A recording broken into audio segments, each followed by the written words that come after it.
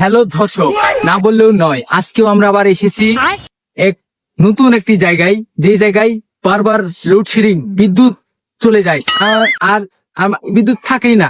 সেই বিষয়ে এই গ্রামের মানুষের মন্তব্য আপনাদের মাঝে শেয়ার করব। তারা কেমন কি পরিস্থিতিতে আসছে আপনাদের এই বিষয়টাই জানাবো। আসুন আমাদের সঙ্গেই। ওই যে একটা চাচাকে পেয়ে গেছি, দেখি তার অনুভূতি কি কারেন্ট সম্পর্কে। চাচা, আপনাদের এই এলাকায় কারেন্ট যায় আর আসে? হ্যাঁ বাজন যায় আর আসে না, মাঝে মাঝে আসে। হ্যাঁ চাচা, মাঝে মাঝেই আসে। তো এই বিষয়ে আপনার অনুভূতিটা কি? Hello hello hello, mic check, hello. মানে আমার অনুভূতি এই চাচা, আপনি ক্রিকেটের ভাষ্যকারের ইন্টারভিউ দিতে আসেন নাই, আপনি কারেন্টের বিষয়ে ইন্টারভিউ দিবেন। না মানে হয় কারেন্টের তো ইন্টারভিউ দেবো, ঠিক আছে। ওই মানে আমগর এলাকায় কারেন্ট মানে ওই মানে মাঝে মাঝে আসে, ঠিক আছে।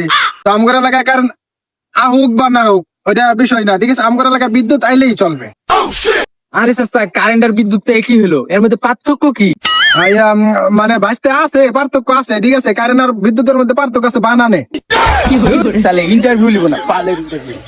ও বাঁচতে, তুমি কি রাগ করলা? না চাচা, রাগ করি নাই।